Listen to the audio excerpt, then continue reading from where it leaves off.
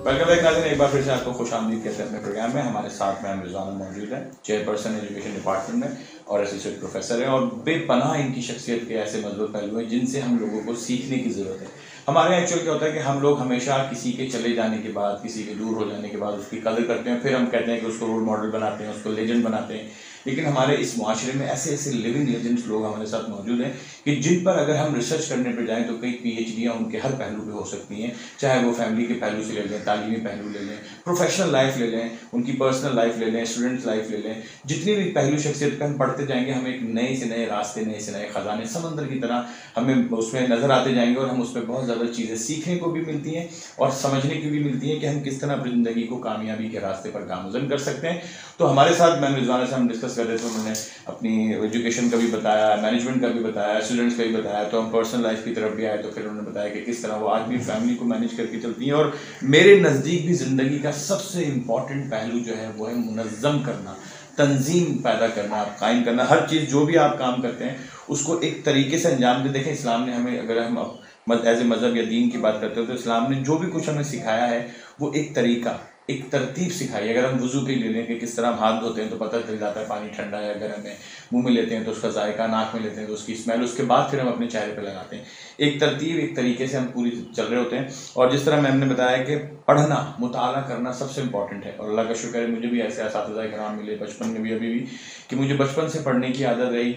जब मैं किसी के घर जाता था मैं ढूंढता था किताबें या अखबार, तो कुछ नहीं मिलता था तो तर्जुमे वाला कुरान शरीफ पढ़ के बैठ के वही पढ़ने लग जाता था। तो आज भी ये आदत हमारी जारी है। हम अगर मॉडर्न हो गए, एडवांस हो गए, तो हम कंप्यूटर में भी बुक्स पढ़ सकते हैं, ई बुक्स बहुत सारी होती हैं। लेकिन जो पढ़ने का अमल है वो आपको हमेशा काम आएगा, कहीं ना कहीं पे करके जाएगा। चाहे आप अपने सब्जेक्ट को पढ़ रहे हो, किसी और सब्जेक्ट से पढ़ रहे हो, जनरल नॉलेज पढ़ रहे हो, दुनिया की खबर पढ़ रहे हो, मुताले को अपनी ज़िंदगी में नाफिजुल अमल कर लें। अपनी लाइब्रेरी बनाए। मेरी आज भी लाइब्रेरी मैम का रूम में मेरी खैर छोटी सी एक बॉक्स है, पुरानी बचपन की एक बड़ी अटैचीज को हम कहते हैं, उसमें किताबें पढ़ी हुई हूँ, अक्सर निकाल के पढ़ता हूँ।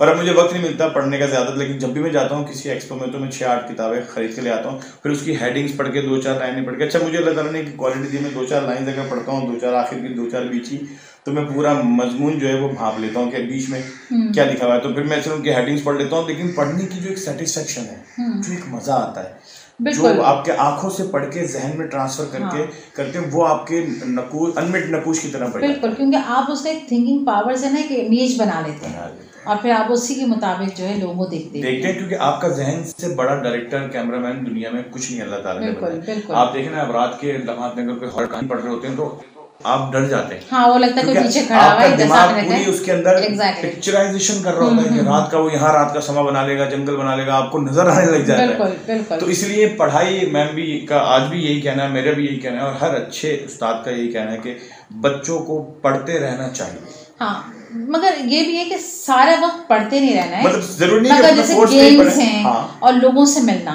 क्योंकि मैं अपने साथ, जैसे मैंने अपनी लाइफ को देखा, इंटरेक्शन जरूरी है। अच्छा, हमारे यहाँ मैंने आपको बताया था पढ़ाई पढ़ाई पढ़ाई पढ़ाई, तो उससे मेरे का इंटरेक्शन नहीं था। अच्छा, मेरी शख्सियत तो चूंकि एक कह सकते हैं कि मोल्ड होती रही हर जगह, लेकिन मैंने अपने सिस्टर्स को सबको देख कर अंदाज़ा लगाया कि उन लोगों के अंदर इंटरेक्शन की कमी इसीलिए हुई, पढ़ाई और सिर्फ पढ़ाई। पढ़ाई के साथ ज़्यादातर ये है कि इंटरेक्शन, कम्युनिकेशन स्किल्स जो डेवलप होती हैं वो इंटरेक्शन से होती हैं। पढ़ाई से हम नॉलेज तो अपनी बढ़ा लेते हैं, पढ़ाई से हम बहुत अच्छा अपने लिए हम कह सकते हैं प्रोफेशन वगैरह चूज कर सकते हैं, लेकिन पढ़ाई से हमारी कम्युनिकेशन करने का आपको मौका मिल जाता है। कंपैरिजन है, सोसाइटी मूव करना, सोशल इंटरेक्शन और कह सकते हैं थिंकिंग पावर, फिर आप उसके लेवल पे जाके समझाते हैं। दूसरा आपका वर्ड बैंक जो है, अल्फाज का जखीरा आपका उसी वक्त बढ़ता है जब आप लोगों से मिलते जुलते हैं और जो सोचते हैं वो बोल भी जब ही रहे होते हैं जब आपका इंटरेक्शन होता है।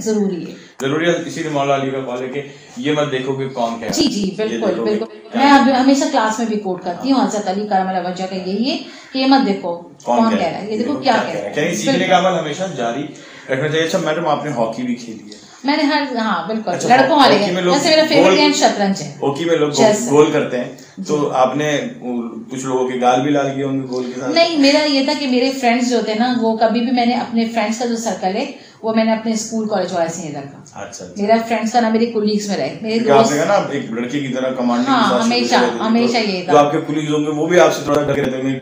नहीं, कुलीग्स का वैसे बताऊँ, ये हमारी ह्यूमन एरर है कि हमारे कुलीग्स जो होते हैं वो हमसे डरते नहीं है, वो हमसे थोड़ा सा जो है फेमिनिन जेलसी का शिकार हो जाते हैं। ये मैंने अंदाजा लगाया, क्योंकि मैंने अपने अच्छे दोस्त कभी इससे नहीं पाए, वो ज्यादातर मेजोरिटी जो फेमिनिन जेलसी का शिकार होते हैं। क्वालिटीज इतनी होती है ना कि आपका मल्टी डायरेक्शनल काम होता है, और बहुत सारे लोग होते हैं कि वो मल्टीटास्क काम नहीं कर पाते। बिल्कुल, और मैं आज भी अपने दोस्तों के लिए हेल्पफुल जरूर हूँ, मैं उनसे प्यार भी करती हूँ। मुझे दुख भी होता है कि जब वो वैसा प्यार मुझे रिटर्न में मिलता है, क्योंकि वैसे भी रिवॉर्ड और रिटर्न के लिए तो काम करना भी नहीं चाहिए। तो चेस आपका सबसे yes, my favourite game is chess. उसमें कौन, मेरी अम्मी को सबसे वजीर बादशाह, कौन सा कैरेक्टर आपको सबसे ज्यादा पसंद है? मुझे सबसे ज्यादा पसंद उसमें जो है वजीर है। वजीर, हाँ, क्योंकि उसी के कहने पे तो बादशाह सारे अमल कर रहे हैं। बादशाह बेचारा तो एक ही जगह, वो जाल भी जो चलता है वो एक एक खाना चलता है। मुझे वजीर ज्यादा पसंद है।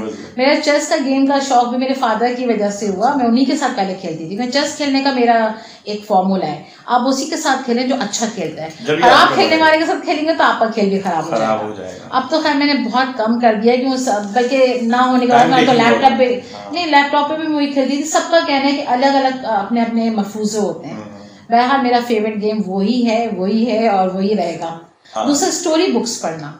मैं स्टूडेंट्स को भी दूंगी, जैसे कि आप बोल रहे थे पुरानी किताबें जो आप कह रहे थे ना, तो मेरे दिमाग में फोन आया। मैं आपसे पूछूं, आपके पास उम्र यार की ज़मील मैंने इतनी पढ़ी है, बहुत सारी पढ़ी होगी, सब और आंगलू बांगलू होते थे, और दास्तान है, अलिफ लैला की दास्तान है, होते थे, और भी बहुत सारे। हमारे घर में आता था नौनिहाल, छंगछंगलू होता था। छंगछंगलू एक छोटा सा बच्चा होता था जो ये करतब दिखाता था। नौनिहाल मैंने बहुत पढ़ा है। नौनिहाल, बच्चों की दुनिया, तालीम और तरबियत, जुगनू, और अम्मी के रहते थे हूर और ज़ैबुन्निसा। हमारे घर ये 6 रिसाले आते थे, और वो जब अखबार वाला डालता था तो मैं वेट करती रहती थी सुबह से, सबसे पहले मैं लूटो में पढ़ूं। मैं भी इंतजार करता था जुगनू का, तालीम और तरबियत का, आंख मिचोली का, बिल्कुल नौनिहाल तो मैं आज भी लेती। और फिर वो मैं उनका मेंबरशिप था, तो हकीम मोहम्मद सईद जो है होटल ताजमहल होता था ये। अच्छा, मैं यहाँ पे तकरीबात कराते थे, हम जाते थे। अच्छा, आप उनसे मिलिए माशाल्लाह।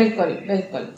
तो ये हम एक्स्ट्रा करी, जैसे जिसको हम पहले गैर निसाबी कहते थे, अब तो ये हम निसाबी हो गई कि जरूरी है कि आप स्पोर्ट्स भी करें, क्योंकि हर बच्चे में सिर्फ पढ़ने के लिए। मैं बैडमिंटन, मेरी मदर के साथ हम लोग सबसे पहले बैडमिंटन खेलते थे रेगुलर। आपके खाने के बाद छत पे अम्मी हमारे साथ खेलती थी, हम बहनें और अम्मी। बैडमिंटन हमारा शौक था।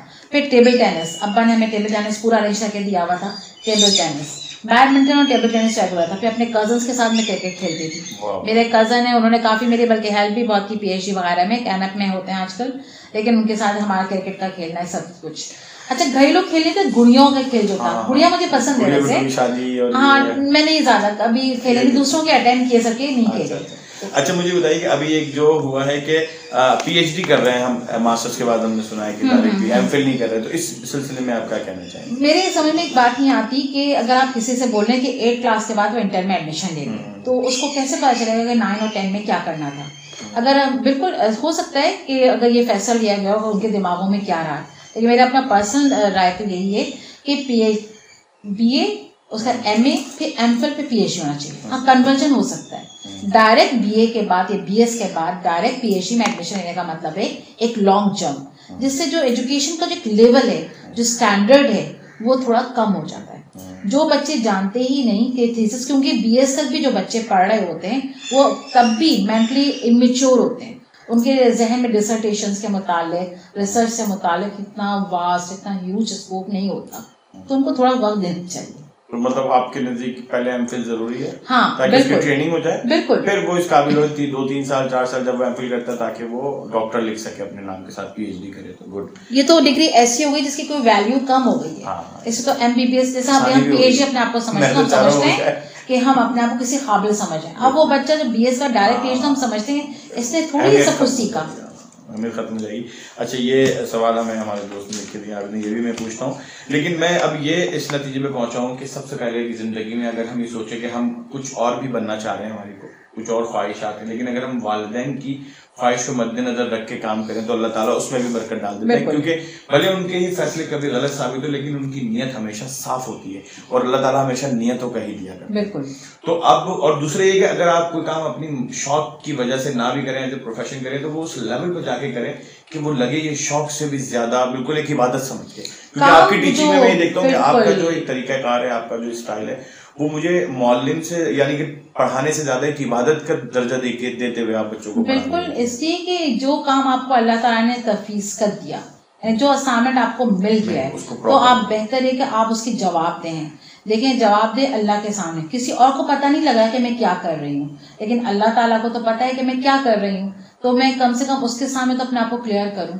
तो जो जॉब मैं कर रही हूँ, जॉब का मतलब जो काम मुझे असाइन कर दिया गया है, तो मुझे डेडिकेशन के साथ करना है काम पूरा, और उसमें मुझे अपने तकब्बर को नहीं रखना है, अपनी आजिज़ी को रखना है, ताकि जो लोग मेरे साथ हैं, इन्वॉल्व हैं, वो उससे मोहब्बत करें और उसको सीखें और उसको आगे बढ़ाएं। बेशक, क्योंकि अल्लाह ताला भी ये कहते हैं कि मेरी बारगाह में वो चीज़ लेकर आओ कि मेरे सिर्फ मेरे लिए है, वो चीज़ लेके ना आओ, कि तकब्बुर और एक बड़ाई सिर्फ अल्लाह के लिए है। बिल्कुल, और ये कहना कि मुझे आता है, वो मेरा ज़वाल का पहला स्टेप होता है, जो बंदा समझता है कि मैं आ गया, मैं मुझे सब कुछ आता है, मैंने इतना कुछ किया है, मैं कुछ हूँ।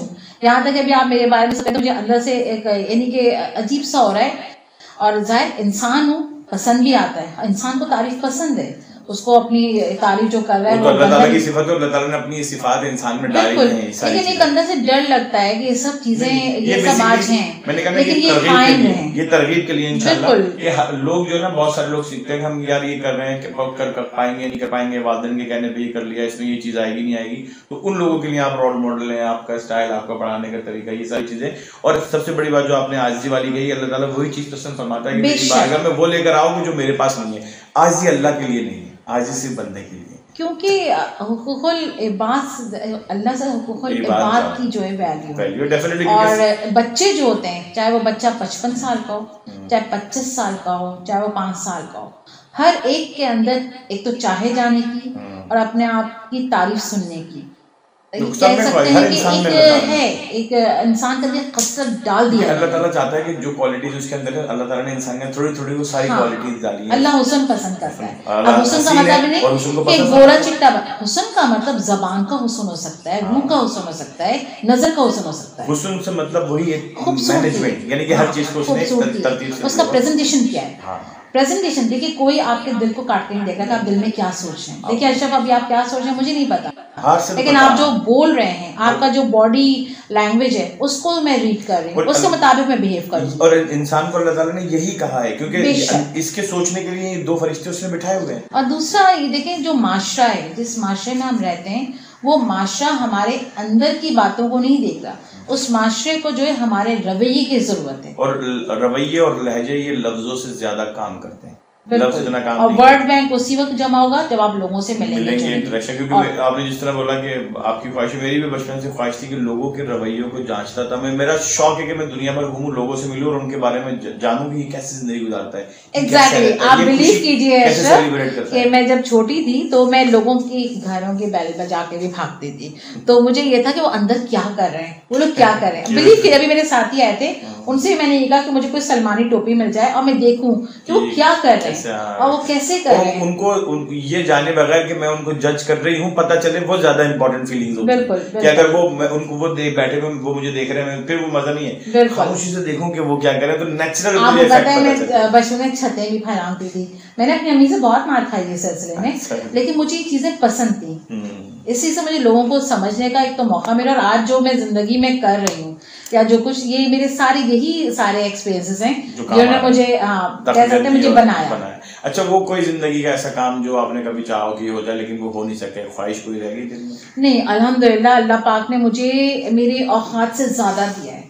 यानी अल्लाह ताला ने मुझे बहुत सारी चीजों से नवाजा है, मोहब्बत से, पैसे से, रुतबे से, हर चीज से, अल्लाह का इज्जत से। अल्लाह पाक ने मुझे मेरी औकात से ज्यादा नवाजा, और मैं अल्लाह की बहुत शुक्रगुजार हूँ। और मैं अल्लाह से ये चाहती हूँ कि जो चीजों से मुझे नवाजी है, इसमें बरकत है, बरकत दे और इसमें इसको कायम दायम रखे। हाँ, और मुझे उसकी जिम्मेदारी पूरा करने का अहल करे और ज्यादा इसमें बरकत और अता फरमाए, क्योंकि हमारा रब हमें वो नहीं देता जो हम मांगते हैं, लेकिन वो बस मैं ये चाहती हूँ कि मैं जो अभी जो मौलवी का मनसब मेरे पास है, इसमें मैं और एक्सपर्ट हूँ, और भी मैंने कुछ नहीं किया है, अभी तो बिल्कुल मैं पहले जीने पर हूँ।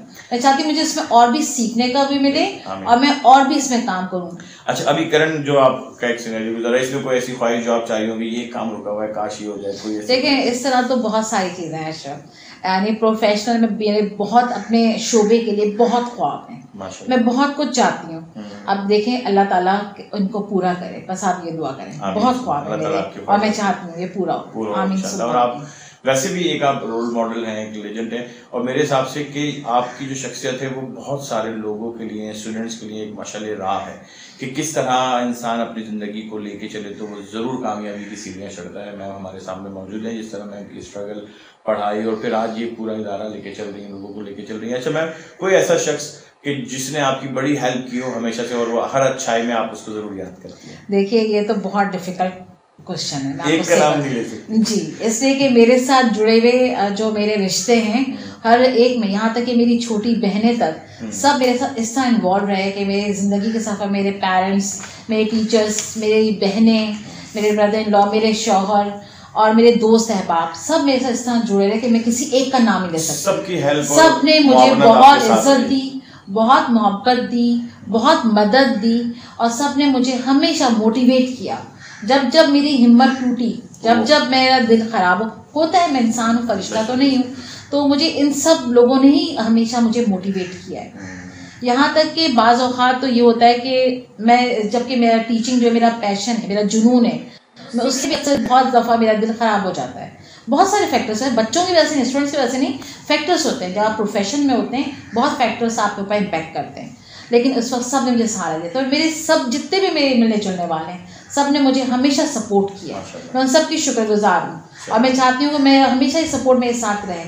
और सबसे पहले अल्लाह ताला की खास नजर करम रही, अल्लाह, उसके नबी करीम सल्लल्लाहु अलैहि वसल्लम, सबके वसीले से सब मुझे अल्लाह ताला ने बहुत नवाजा। देखिए वो तो है, क्योंकि लाज़िम बात है, और हर मुश्किल से बचाया, रहमत होती है जब भी वो ये जो मौलवी का जो मनसब है फाइज नहीं। और यकीन कीजिए मैंने बहुत मुश्किलें जो उठाई, उन मुश्किलों से बिल्कुल कहते हैं ना मक्खन में से बाल को निकाल लेते हैं, अल्लाह ताला ने मुझे इस तरह बचाया। तो यही अल्लाह ताला का करम, लोगों की दुआएं तो हैं, तो ये सब की दुआएं, आप सब भी, मैंने कहा सारे इन सब का, तो मैं किसी एक को नहीं कर सकती, क्योंकि हमें वो अल्लाह ताला जब नहीं देता जब हम मांगते हैं, लेकिन जब जरूर देता है जब हमें जरूरत, उसको पता होता है। देखिए जूते का तस्मा टूटता है ना, तो भी हमें कहना चाहिए अल्लाह मियां आप दें, हमें नहीं पता भाई आपको देना है।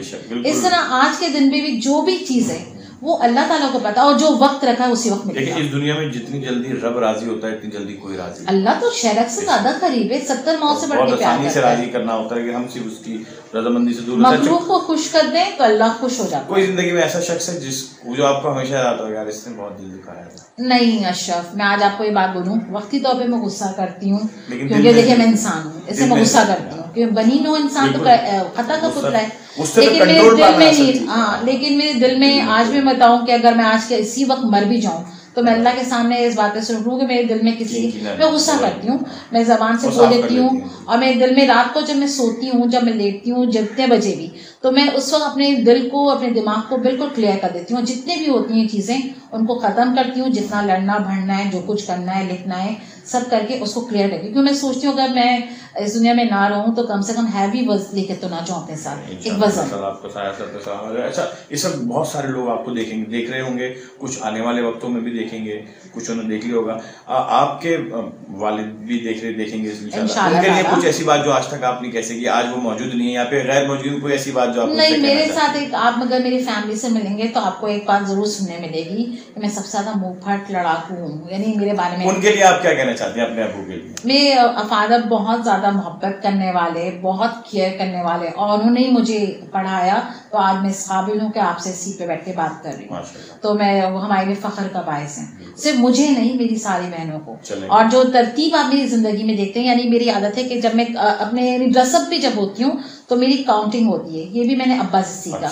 आज ये चलिए मैथ्स है, लेकिन घर में हर चीज़ जो एक होती है, कह सकते हैं तरतीब, ये मेरे फादर को है कि हर चीज़, उनके कपड़े भी, ने कोई कपड़ा मैंने उनका कभी बगैर से, मैंने अपने हस्बैंड को ये बताई थी कि अलमारी के अंदर भी उनके डेस्क में सारे कपड़े सीशुदा होंगे, तो ये सब मैंने उन्हीं से सीखा है। वो बहुत ज़्यादा मैनेज, अभी भी मैनेज, और बहुत ऑर्गेनाइज पर्सनालिटी उनकी माशाल्लाह से, अल्लाह पाक उनको ज़िंदगी से। और ये वो समोसे आ गए जिसका हम जिक्र कर रहे थे पहले के, समोसे चलते हैं, ये छोटे वाले हैं क्या खासन के? अच्छा, एक और चीज के पूछना चाहूंगा कि उनके लिए भी कुछ कहें, ज्यादातर लोगों के वो जिंदगी के जो बिटर हाफ होते हैं वो आपके बेटर हाफ है ना, बहुत से लोगों के लिए बिटर हाफ आपके, हाँ, मेरे हस्बैंड बहुत प्यारी शख्सियत है, हाँ, वो इससे इतने प्यारे हैं कि वो मेरी हर बात, आप बिलीव कीजिए, कल का दिन जैसे कोई बात हुई होगी तो जो गुस्सा होता है, आपने देखा मैं यहाँ गुस्सा नहीं करते, वो सारा मेरे अंदर जमा हो रहता है। नीचे उतर के गाड़ी में बैठने के बाद मैं उनसे लड़ती रहती हूँ, चुप रहते हैं, जहाँ छोड़ना है छोड़ते हैं। और उसका रात में बस कहते हैं कि यूनिवर्सिटी का किस पे गुस्सा था। वो बहुत प्यारी शख्सियत है, उन्होंने मेरी खातिर बहुत बड़े स्टेप लिए। और मुझे इतनी ज़्यादा, यानी कि मैं बीमार हुई तो आप बिलीव कीजिए कि मैं बहुत बीमार हुई थी। मेरे बिस्तर पे मुझे हर चीज़, चाय, खाना, हर काम, यानी कभी उन्होंने मेरे माशाल्लाह से अल्लाह पाक उनको हमेशा सब प्यार करना रहेगा। इतने प्यार करने वाली शख्सियत मैंने कभी देखी बहुत कम होता है माशाल्लाह। और वैसे सुन्नत भी हुजूर अकरम सल्लल्लाहु अलैहि वसल्लम भी अपने हाथ से खिलाया करते थे। और अभी भी आप बिलीव कीजिए कि उनको था कि मेरे, जैसे आपका प्रोग्राम का पता था, अगर मुझे कोई तकलीफ हो कुछ हो, वो यहाँ तक कि अगर मैं बहुत ज़्यादा जॉब को, मुझे कहते हैं ये भी छोड़ दो। उनको पता है पैसे नहीं है तो मेरा, मैंने कहा मैं इसके बगैर जिंदा नहीं रह सकती। हाँ, मैं जिंदा नहीं रह सकती। मुझे, मैंने आपको बताया ना, ज्वेलरी, कपड़े, सब मुझे एक मेरा पैशन, तो उसके लिए चुप हो जाते हैं उनके पास। जबकि वो एक अच्छे खासे जमींदार घराने से ताल्लुक है, उनकी बहुत ज़मीन, उन्होंने मेरी खातिर हर चीज़ को जो है छोड़ा हुआ है। और ये मेरे लिए बहुत फ़ख्र का बायस है कि एक शख्स अपने सारी चीज़ों को छोड़ के मेरे पास है। अल्लाह उनको हमेशा इस तरह मेरे लिए प्यार वाला रखे। आमीन सो आमीन, जिंदगी से। सही कहा आपने। अच्छा, चलते चलते आखिरी बात ये कहूँगा कि अपने स्टूडेंट्स के लिए आप क्या कहना चाहिए, खासतौर पर वो जो अभी एमफिल करना चाह रहे हैं उनके लिए कोई गाइडलाइन, जो पीएचडी कर रहे हैं और जो जनरल स्टूडेंट, तीनों के लिए आप क्या गाइडलाइन? पहली बात तो ये, जो एमफिल करना चाहते हैं बिल्कुल करें एमफिल। आजकल हर तीसरा स्टूडेंट मेरे पास आता है, लड़का हो या लड़की, एमफिल का पूछता है। बेशक करना चाहिए, लेकिन मुझे एक बात का अफसोस है कि वो अपनी जो प्रेजेंट स्टडीज़ है उनको तो वो ज़्यादा कैरी ऑन नहीं कर रहे होते। यानी कह सकते हैं कि असाइनमेंट्स हो, प्रेजेंटेशन हो, पढ़ाई हो, आंसर देना हो, बॉडी लैंग्वेज हो, वो उनका मैनेजेबल नहीं होता, मगर एमफिल करते हैं। बल्कि एमफिल की स्पेलिंग भी गलत लिख देते हैं। मेरे पास अभी एक सानप्सिस भी आया, बिलीव करेंगे आप, और सानप्सिस एमफिल और एमफिल के लिए था। उसमें एमफिल की स्पेलिंग भी गलत थी, पीएचडी की स्पेलिंग भी गलत थी। हमारे पास अभी एक पीएचडी के स्टूडेंट आए थे, और वो, मैं बहरिया कहाँ किसी स्कूल में, कैंट के स्कूल में पढ़ाते हैं, पीएचडी लिखना नहीं आता था उनको, लेकिन देखिएगा वो पीएचडी भी कर लेंगे और मुझे लगता है वज़ीर तालीम भी बन जाएंगे। तो पहले ग्रूमिंग होना जरूरी है, और आप मैच्योर हो, इसमें आपकी हेल्प, आपके सबसे पहले पेरेंट्स को अपने बच्चों को समझाना चाहिए, उसका टीचर्स को, बजाय समझाने के पेरेंट्स का तो मुझे नहीं पता, टीचर्स भी कहते हैं बिल्कुल बिल्कुल एमफिल में एडमिशन लो, सब में लो। अरे आप खाता पूरा नहीं करें, आप क्वांटिटी मत देखें, क्वालिटी तो देखें। आप वो क्वालिटी ना प्रोड्यूस कर रहे हैं, ना आगे आपको क्वालिटी मिल रही है। अभी आपने देखा कितने पीएचडी क्लास, एमफिल क्लास कितनी बड़ी बड़ी होती है ना। छोटे से एग्जाम्पल दे रही हूँ, नाम में किसी का नहीं बता रही। मार्क्स होते हैं 71 पे जीपी होती है। अच्छा, अगर आप असाइनमेंट देते हैं, क्लासें नहीं हो रही, कुछ भी, उसके बाद मार्क्स में 70 से ऊपर नंबर मिलने के बावजूद स्टूडेंट सेटिस्फाई नहीं होता। उनको 85, 80 का खाता चाहिए कि उनको अपने खाते पूरे करने, उनको डिग्री लेनी, मतलब सीखने से ज्यादा उनको न्यूमेरिकल। देखिए टीचर्स भी ऐसी हैं, उनका अपना कैरियर डेवलपमेंट है, यानी हमारा पोर्टफोलियो, हमारा सीवी का वेटेज बढ़ता है। कितने लोग पीएचडी करते हैं? यानी मेरी तो खुशी है, मेरे पास 25 स्टूडेंट हैं, इतने करके निकले। लेकिन मैं ये नहीं देख रही हूँ जो करके निकल रहा है वो आगे क्या कर रहा है, या वो जो पीछे से आया। क्लास में जो डल स्टूडेंट होता है, अब होता है अच्छा एमफिल का टेस्ट भी क्लियर कर लेता है, एमफिल भी कर लेता है, उसके बाद हमारे पास टीचिंग असिस्टेंट भी आ जाता है। देखिए ये है ज्यादा बात नहीं है, बहुत ज्यादा है। तो मेरे हमें हम जैसे टीचर्स की वजह से सब कुछ है। हाँ, बस ये कि जैसे देखिए काउंसलिंग होनी चाहिए। हाँ, सबसे इम्पोर्टेंट पहली बात जो है कैरियर काउंसलिंग। मेरे पास जो बच्चे आते हैं, अब ये पाकिस्तान में हैं या पाकिस्तान कराची से बाहर हैं, बड़े बड़े जगह, जिन्होंने मुझसे कैरियर काउंसलिंग ली, उन्होंने इस समझ से ली कि उनको अपने कैरियर में क्या करना है। कैरियर में जो वेटेज नहीं बढ़ाना होता है, कैरियर में ये देखना होता है कि आपके मेंटल एबिलिटी कितनी है। मेंटल एबिलिटी ही आपके एटीट्यूड को और फिर आपकी नॉलेज को जो इनहेंस करती है। बिल्कुल सही कह रहे हैं। और असल में ये होता है सबसे पहले पेरेंट्स की तरफ से होता है। देखिए पेरेंट्स जो हैं, पेरेंट्स बच्चों को सबसे पहले बताते हैं ना। आज के मुझे नहीं समझ आता कि पेरेंट्स अपने बच्चों को क्यों नहीं बताते। नहीं करते बिल्कुल, वो काउंसलिंग नहीं करते, उनको अच्छा रिजल्ट चाहिए। सबसे पहले पेरेंट्स उनको एनवायरनमेंट नहीं दे रहे, एक हेल्दी एनवायरनमेंट फैमिलीज में नहीं है। आजकल मेरे ख्याल में 90% फैमिलीज का जो घर का जो एनवायरनमेंट है वह हेल्दी नहीं है। पेरेंट्स की अपनी यानी मसरूफियात हैं, बच्चों की अपनी मसरूफियात हैं और क्लैशेस हैं, जिसकी वजह से बच्चे जो एक ब्रोकन पर्सनालिटी का शिकार होते हैं। और वो जब यहाँ पर आते हैं, यानी यहाँ का मतलब एजुकेशन इंस्टीट्यूशंस में आते हैं, तो उनके पास डिसीजन पावर नहीं होता। डिसीजन पावर से तो उनके पास थिंकिंग पावर नहीं। जब सोच नहीं रहे तो डिसीजन कैसे? वो वही कर रहे होते जो सब कर रहे हैं। बस उनको वही करना है। आपने कहा ना, मैंने कहा बेटा एमफिल करो, फिर दोस्त ने कहा एमफिल करना है, ओके एमफिल करना है। उसके फायदे क्या है, उसका मतलब क्या है, उससे क्या हासिल होता है, क्या सीख सकते हैं, इससे कोई नो बिल्कुल उनको कोई स्कोप से, उनको अपनी शख्सियत से, अपने मुस्तकबिल से, अपने आप से कोई इंटरेस्ट नहीं, कोई मोहब्बत। एक टीचर को बोलने से पहले सिर्फ दिखने में नजर आना चाहिए कि ये उस्ताद जा रहा है, उसके चाल, वो आया, उसने देखा, उसे पता टीचर की डेफिनेशन नहीं होनी चाहिए। बस ये आप अपनी पहले क्लास में बताया था जी। और माशाल्लाह जब आप क्लास में आती है उसी तरह आपकी मोहब्बत है अशरफ, आप इतनी ज्यादा यानी कि मोहब्बत से बातें कर रहे हैं, ऐसा ना हो कि मैं फैन पे चढ़ जाऊं। नहीं फैन की बात नहीं, क्योंकि मैं तो हकीकत बयान कर रहा हूँ जो मैंने। देखिए मगर मैं आपको एक बात लेकर रखूँ, ये आपका अपना एक नुक्ता नजर है, हो सकता है आप जैसे और लोग भी हों जिनका नुक्ता नजर हो, लेकिन जहाँ पे आप जिन बातों को अप्रिशिएट करें, जरूरी नहीं कि बहुत से लोग वो बातें अप्रिशिएट के काबिल हो, क्योंकि हमेशा याद रखें कि अच्छा मुझे खुशी भी होती है क्योंकि मैं जो आगे बढ़ी हूँ, मेरे दुश्मनों ने मुझे आगे बढ़ने पर मोटिवेट किया। बिलीव कीजिए, जो एक रेस में जो मैं शामिल हुई, मैंने जब जॉब ज्वाइन की तो मैंने PhD नहीं किया हुआ था। एक असर नहीं, अशरफ में चाय नहीं पीऊँगी, खांसी वैसे पानी पीऊँगी, जज़ाकल्लाह कीजिए। जब मैं इसमें आई हूँ तो मैंने PhD नहीं किया था, क्योंकि मेरे ख्याल में एक अच्छे टीचर के लिए PhD करना जरूरी नहीं है। अच्छे टीचर को सिर्फ टीचिंग स्ट्रैटेजीज आनी चाहिए और नॉलेज पे कंट्रोल होना चाहिए, सब्जेक्ट कमांड होना चाहिए। लेकिन मालूम हुआ यहाँ पे कि नहीं, PhD करना तो लाजमी है। तो यानी दौड़ में जो शामिल हुई हूँ, मैंने कहा ना, फिर मेरे साथियों से, मेरे वो खैर ख्वाह जिन्होंने मुझे यानी मेरी डीमेरिट्स मुझे बताई, उन्होंने मुझे इस तक आने पे मजबूर किया।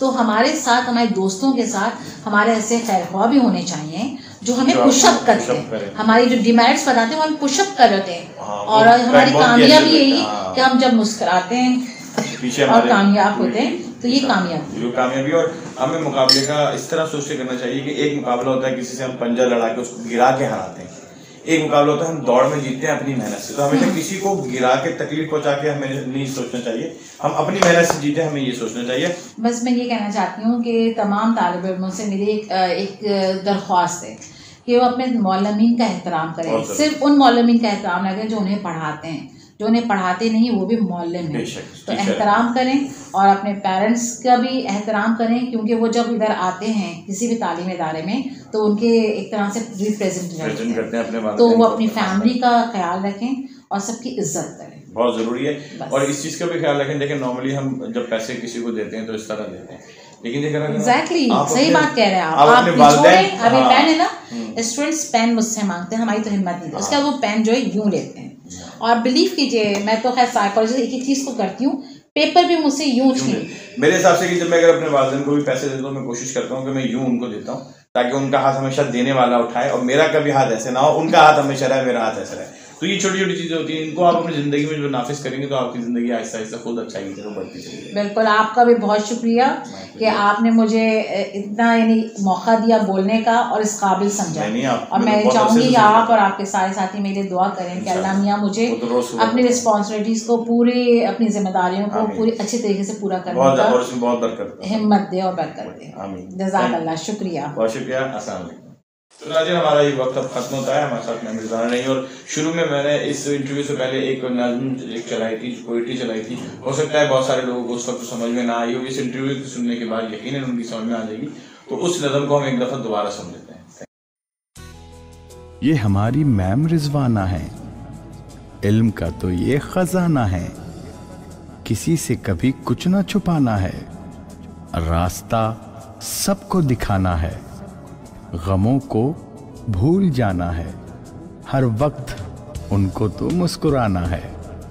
तूफान में ये एक बेहतरीन ठिकाना है, धूप में ये आशियाना है, सबको अच्छी बातें समझाना है, ये हमारी मैम रिजवाना है, इल्म का तो ये खजाना है, ये हैं हमारी मोहसिन, ये हैं हमारी मोहसिन।